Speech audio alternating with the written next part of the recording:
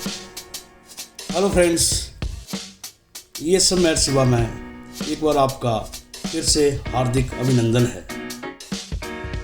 मैं हूं आपका दोस्त शिवा और आज मैं आपको ले जा रहा हूं देवभूमि हिमाचल प्रदेश के डिस्ट्रिक्ट कांगड़ा की तहसील बैजनाथ में समुद्र तल से लगभग 4000 फीट की ऊंचाई पर स्थित एक बहुत ही प्राचीन और प्रसिद्ध शिव मंदिर में।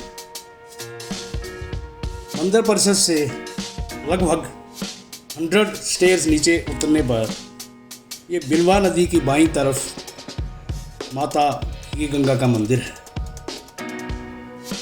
श्रद्धालु लोग यहाँ पर अपने पूर्वजों की आत्मा की शांति के लिए श्राद्ध व पूजा पाठ का आयोजन करते हैं और यहाँ पर स्नान करने के पश्चात यहाँ से जल लेकर शिवलिंग का अभिषेक करते हैं।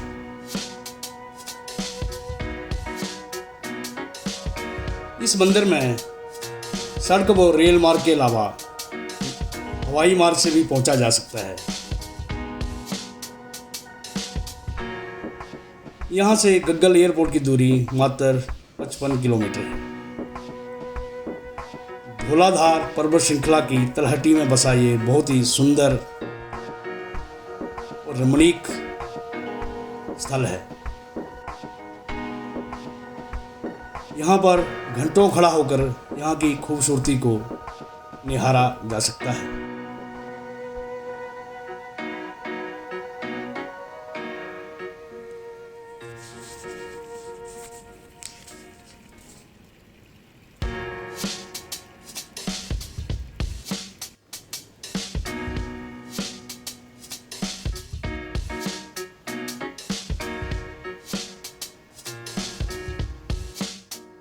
श्रद्धालुओं की सुविधा के लिए यहाँ पर गाड़ियों की पार्किंग के लिए पार्किंग स्थल भी निर्माणाधीन है।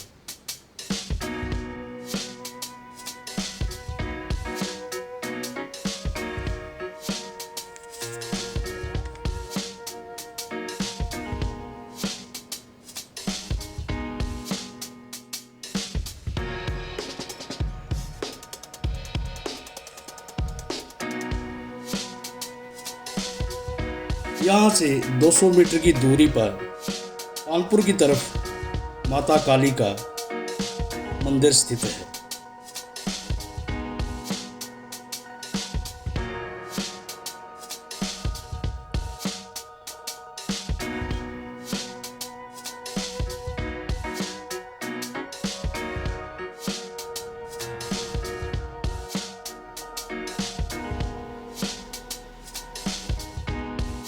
मंदिर में काली माता की मूर्ति के अलावा बजरंगबली जी की प्रतिमा भी स्थापित है।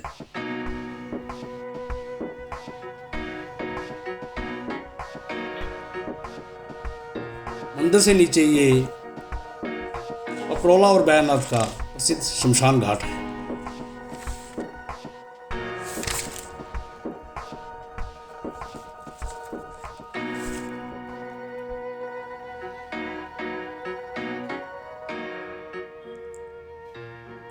अभी हम पहुंच चुके हैं सिद्धनाथ मंदिर बैजनाथ में। भगवान शिव को समर्पित ये मंदिर निर्माण योजना की दृष्टि से बैजनाथ मंदिर के समीप है। पूर्वमुखी ये मंदिर पंचरथ शैली में निर्मित है। इसका गर्भगृह नागर शैली में निर्मित है। ये मंदिर 13वीं सदी ईसा से संबंधित। इस मंदिर को भारत सरकार की अधिसूचना संख्या 842 दिनांक 9 दिसंबर 1909 के अंतर्गत राष्ट्रीय महत्व का सुरक्षित स्मारक घोषित किया गया है। मान्यता है कि यही वो वास्तविक शिवलिंग है जिसकी स्थापना लंकापति रावण के हाथों हुई है। धरती से शिवलिंग न उठा पाने की स्थिति में रावण ने क्रोधित होकर शिवलिंग पर अपने हाथ की मुट्ठी से प्रहार किया था। फलस्वरूप शिवलिंग कुछ फीट तक धरती में धंस गया था। और आज भी वैसे ही स्थापित है।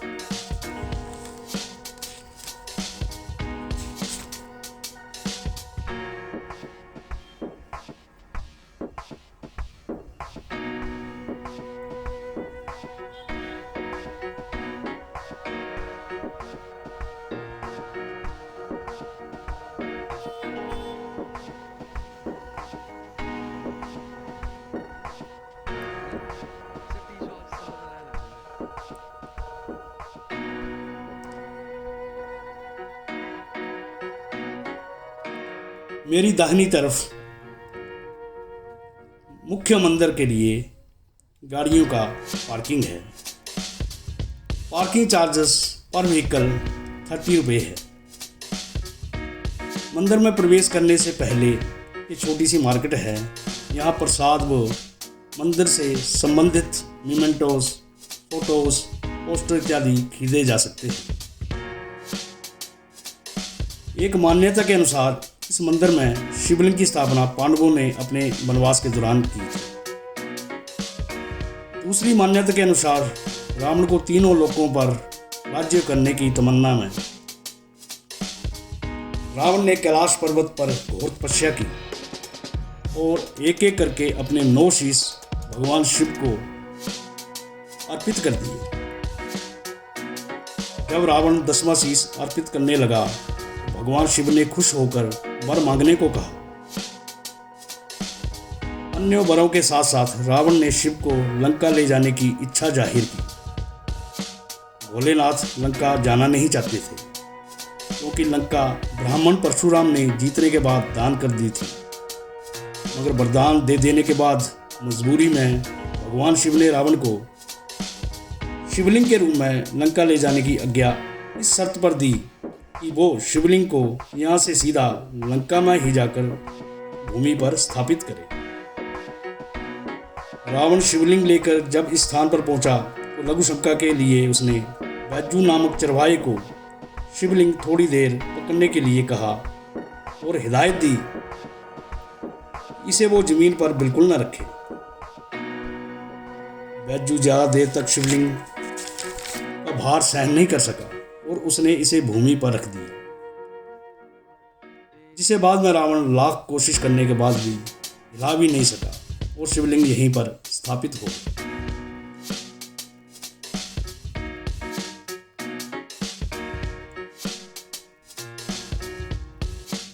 इस मंदिर का निर्माण मयूक व आहूक नामक 2 व्यापारी भाइयों ने 1204 ईस्वी में किया था।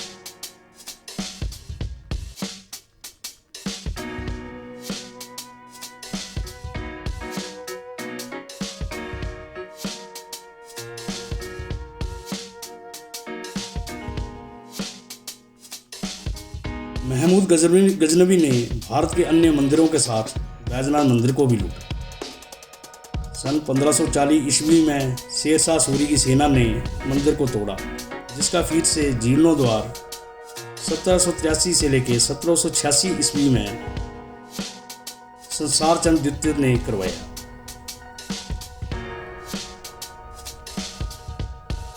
मंदिर की परिक्रमा के साथ 6 फुट ऊंची किलेनुमा 4 द्वारी बनी हुई है।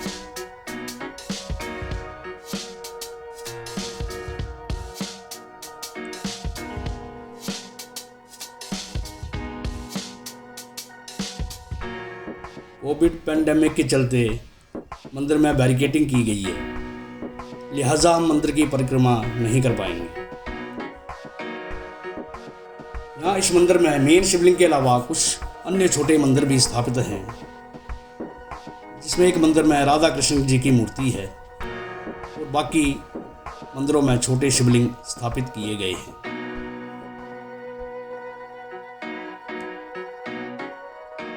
1905 ईस्वी में आए कांगड़ा के विनाशकारी भूकंप ने फिर से इसे क्षति पहुंचाई, जिसकी समय रहते पुरातत्व विभाग ने मरम्मत कर दी थी।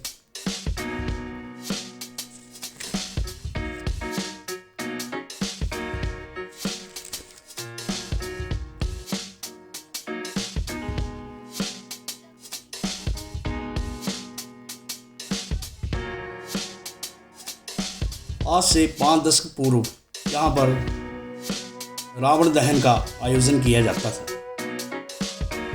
मगर जिन 3 लोगों ने रावण दहन का प्रण लिया था,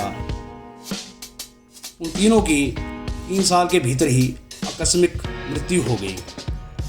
लिहाजा इस प्रथा को बंद कर दिया गया और इस नगरी को रावण की नगरी के रूप में भी जाना जाने लगा।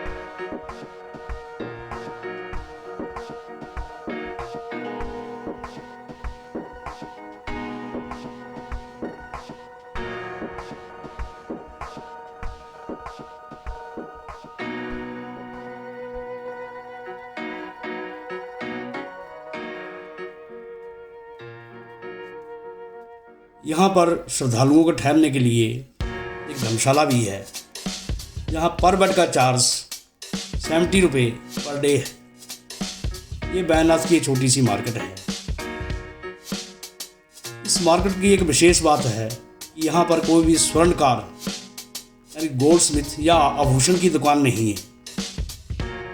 जिसने भी ये दुकान खोलने की कोशिश की, उसकी या उसके परिवार में किसी न किसी की आकस्मिक मृत्यु हो गई। बैजनाथ से 2 किलोमीटर दूर पपरोला में 7 या 8 गोल्ड स्मिथ की दुकानें हैं, मगर बैजनाथ मार्केट में कोई भी दुकान नहीं है।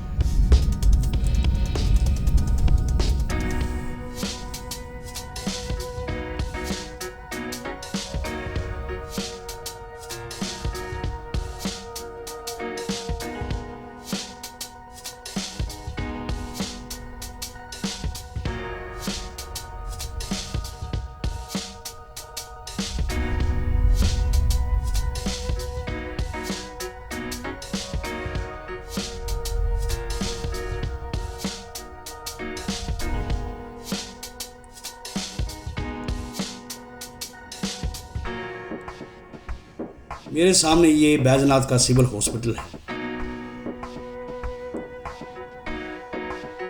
मेरी बाईं तरफ PW का रेस्ट हाउस है, जहाँ पर 500 से लेके 1000 तक सिंगल और डबल ऑक्यूपेंसी के रूम उपलब्ध है।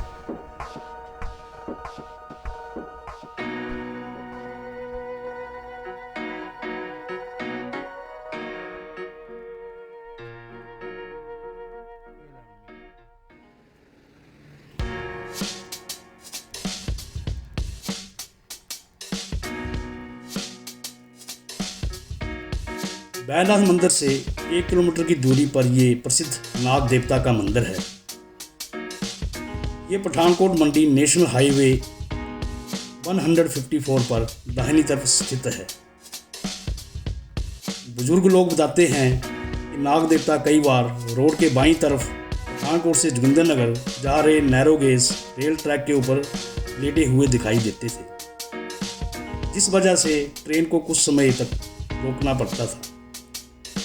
आज भी जब ट्रेन इस स्थान से गुजरती है तो ट्रेन का ड्राइवर कुछ क्षणों के लिए यहाँ पर ट्रेन को रोककर नाग देवता को श्रद्धा से शीश झुकाने के बाद ही ट्रेन को आगे रवाना करता है। मान्यता है कि ब्रह्मा के पुत्र महर्षि कश्यप एवं उनकी पत्नी कद्रू के पुत्र हैं नागराज। नागराज यानी कि नागों का राजा।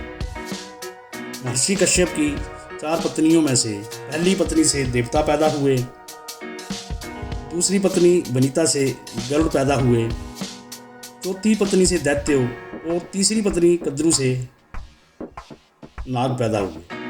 इस तरह नाग और गरुड़, जो कि भगवान विष्णु का वाहन है, सौतेले भाई हुए।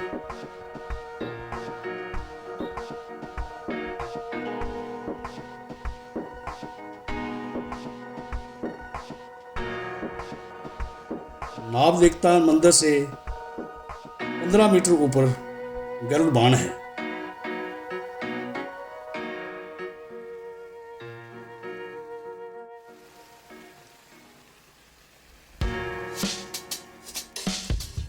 रानी कद्रू ने धोखे से शर्त जीतकर रानी विनीता को दासी बनाया था।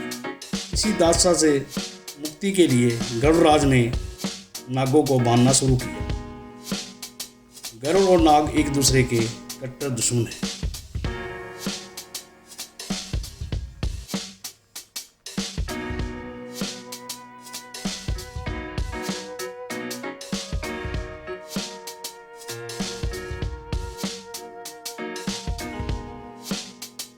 यहाँ पर गरुड़राज की पत्थर की पतंगनुमा मूर्ति स्थापित है।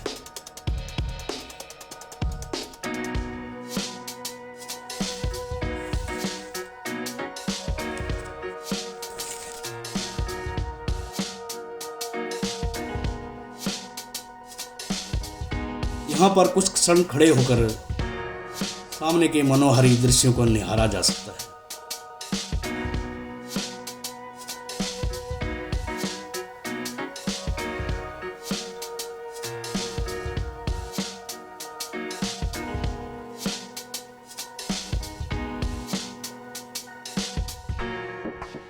नाग पंचमी के दिन यहाँ पर विशेष भोज का आयोजन किया जाता है।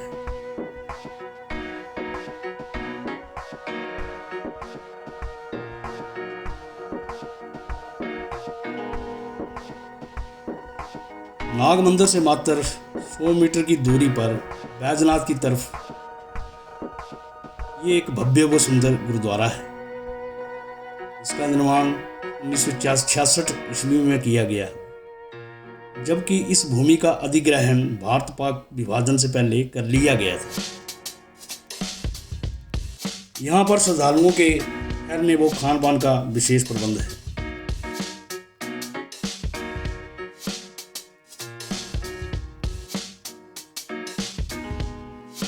जरूरत पड़ने पर बिजली की सप्लाई के लिए एक हैवी ड्यूटी जनरेटर सेट भी यहाँ पर इंस्टॉल किया गया है। गुरुद्वारे के ग्रंथी यानी कि पुजारी जी ने बताया कि बहुत सारे श्रद्धालुओं को इस गुरुद्वारे की जानकारी नहीं है। मेरी खासकर पंजाब से आने वाले श्रद्धालुओं से, जो कि इस रास्ते से होकर मणिकर्ण गुरुद्वारा साहिब जाते हैं, गुजारिश है कि वह जब इस रास्ते से गुजरें तो कम से कम 1-2 घंटे या फिर एक दिन यहाँ पर जरूर रुकें।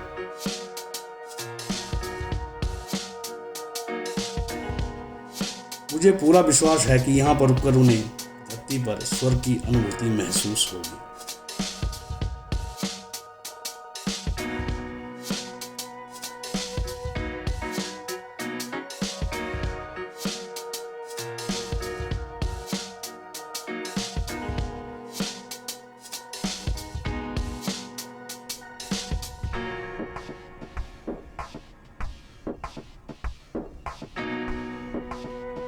तो फ्रेंड्स, ये थी एक छोटी सी विजिट प्राचीन शिव मंदिर बैजनाथ, सिद्धनाथ मंदिर, खीर गंगा मंदिर, नाग देवता मंदिर और बैजनाथ में स्थित गुरुद्वारा साहिब की। अगर आपको ये वीडियो पसंद आई हो तो लाइक करें, शेयर करें, सब्सक्राइब करें।